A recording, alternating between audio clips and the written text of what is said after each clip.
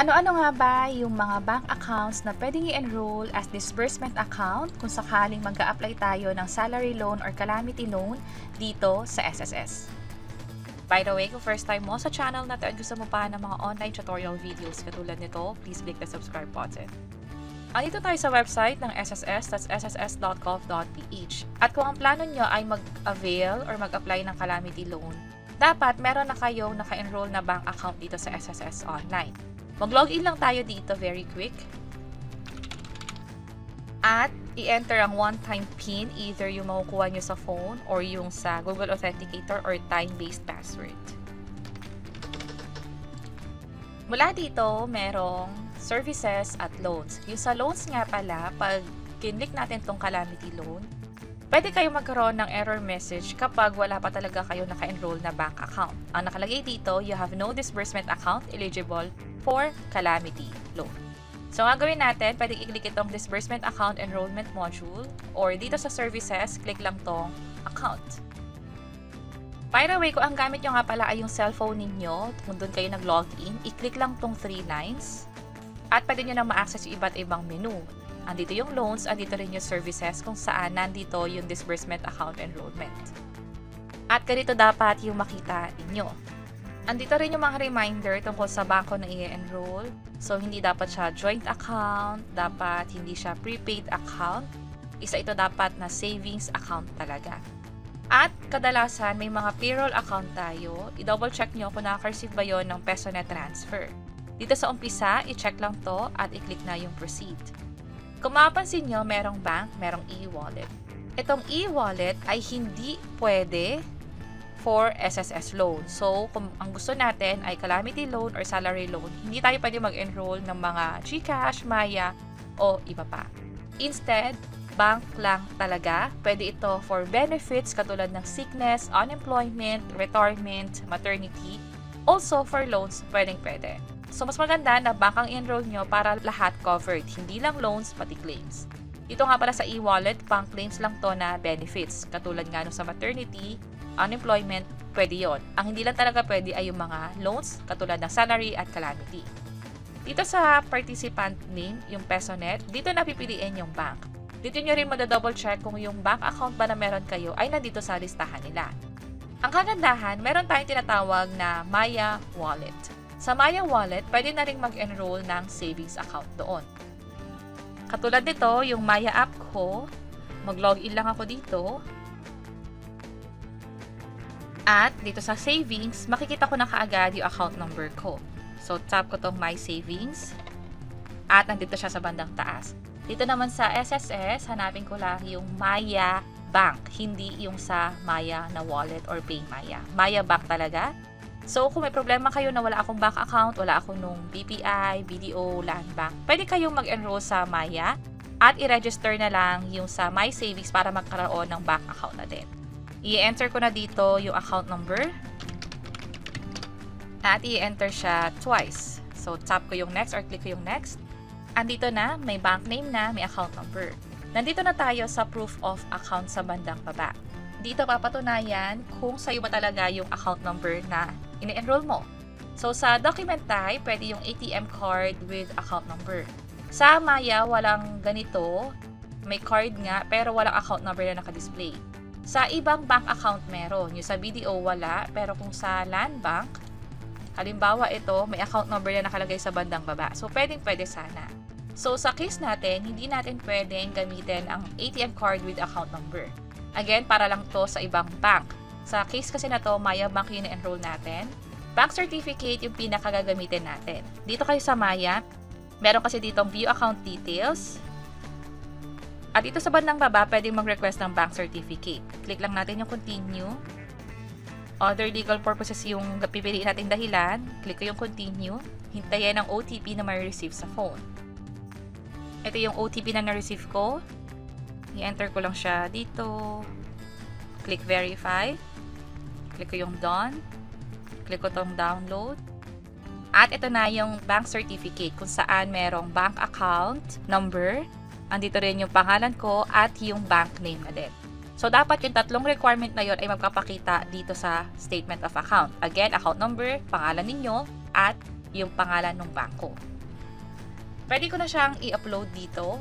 By the way, para sa proof of account, alin man sa pipiliin nyo rito, dapat magkapakita yung bank name, Mapamaya, Land Bank, BDO, BPI yan. Magkapakita rin yung pangalan ninyo at account number. At yung pangalan nyo doon sa bangko ay pareho dapat ng pangalan na nakadeclare sa SSS. Hindi pwedeng magkaiba. Especially sa mga nagpalitan ng apelido kung sakaling kinasal, dapat i-match nyo muna yung bank name at SSS account ninyo. Kung sakali nga pala na wala kayong bank statement, pwede rin naman yung mga foreign remittance receipt. Ibig sabihin, kung may nagpadala sa inyo ng pera, may remittance receipt yun, nandun yung pangalan ninyo, andun yung pangalan ng bangko at account number, pwedeng gamitin. Passbook, yung first page, andun dapat yung logo ng bank or bank name, account number, and pangalan nyo din. Sa screenshot, doon sa online banking, kung sakaling available, pwede kayong mag-login or mag-sign up sa online banking ng bangko ninyo at mula doon hanapin kung merong account number at name ninyo maging yung bank name na ipapakita sa phone. Validated deposit slip, kadalasan ito yung pinakaginagamit ko, especially kung hindi Maya Bank i-enroll. At kung wala ako ng statement of account or bank statement. Dito kasi, pwede akong mag-deposit ng let's say 100 pesos sa bank account ko at yung pinaka-slip na ibibigay sa akin ng teller, nakalagay doon yung bangko, yung account number at yung pangalan. Sa case ko, bank statement and then valid ID. Ito yung pangalawang requirements. Ito yung list of valid ID na tinatanggap nila, original copy, ibig sabihin pipicturean nyo yun at i-upload dito. Pwede ang UMID, SSS, National ID, ACR, driver's license at marami pang iba dito. Piliin nyo na lang kung nandito sa listahan yung ID na meron kayo. Lastly, madali na lang to pero kadalasan dito pinaka nagiging dahilan para ma-reject yung application. Bakit? Kadalasan kasi may violation sa pagpicture. Minsan may salamin, may harang sa mukha katulad ng cap or mask. Kapag ganyan, dapat walang harang sa mukha, nakikita rin yung tenga at yung pagkakakuha ng picture ay hanggang balikat. Kung saan dapat hawak yung dalawang document na in-upload dito, yung bank statement at yung valid ID. Sa case ko, yung phone yung hawak dito at nababasa dapat yung bank statement. Hindi ko na ito pinaprint, instead, in-ensure ko lang na malino na nababasa yung bank statement habang hawak ko yung phone sa kabilang kamay na nakadisplay yung bank statement ka or statement of account. Sa valid ID rin, hawak ko yung isa at dapat malino yung pagkakakuha. Ibig sabihin, pag zoom out natin to, nababasa pa rin para nga naman hindi ito ma-reject ng taga-review sa SSS. Kapag okay na, i-upload lang siya lahat dito. So, mag-upload lang ako very quick. Para sa step 3, review na lang ang gagawin natin dito. Pwede nyo i-click itong review kung sakaling gusto nyo i-double check yung in-upload ninyo. Andito rin yung account number na dapat i-review. Dapat tama ito. Scroll down lang, i-check lang to at i-click itong enroll. And finally, dapat ganito yung makikita ninyo. Merong successfully enrolled at merong for branch approval. Ibig sabihin, hihintay na lang natin yung magiging review at pag-assess ng SSS kung rejected ba or approved itong Maya Bank na ina-enroll natin. After a few days, pwede nyo nang i-double check yung SSS account ninyo. Dito sa Services, Disbursement Account, dapat ang makita nyo ay Active Disbursement Account. Ibig sabihin, approved na. Pwede na itong magamit para makareceive ng claims or ng loans natin sa SSS. By the way, merong notification dito kung saan malalaman ninyo kung na-approve ba or na-reject.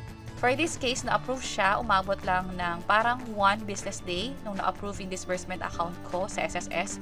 Mabilis lang, pero hindi sa lahat ng pagkakataon ganito, especially kung masyadong marami nag-a-apply ng loan or marami pinaprocess ng SSS. Pwede umabot ng 2 days or 3 business days or so on yung pag-approve nila. Again, depende yan. I-close ko lang to, may pagkakataon na pwedeng ma-reject yung disbursement account ninyo katulad nung ginawa ko nung una. Ang reason kung bakit ito na-reject ay wala palang bank name doon sa proof of account na ginamit ko. Hindi kasi statement of account yung ginamit ko nung una. Screenshot sa mobile app kung saan nandun lang yung account name ko o yung pangalan ko at account number. That's why kanina inuulit ko yung tatlong element dapat present, yung pangalan ng bank, which is sa ginamit namin yung Maya Bank, yung pangalan ninyo as owner ng bank account na yon, at yung account number ninyo. At dahil malinaw yung pagkakakuha ng picture, hindi na ako nagkaroon ng ibang error message. Instead, naging successful na nga siya at na-approve na yung disbursement account na siyang nagamit ko naman para sa claims na pwedeng maternity o pwede rin para sa mga loan. At i-highlight ko na lang din na dito sa disbursement, ang alam ko pwede kang mag-enroll ng more than one bank account. So kung sakali na gusto nyo mag-enroll ng another savings account, pwede rin naman. Ganun lang din yung buong proseso. At i-ensure nyo na lang din na makakompleto yung mga requirements at malinaw yung pagkakakuha.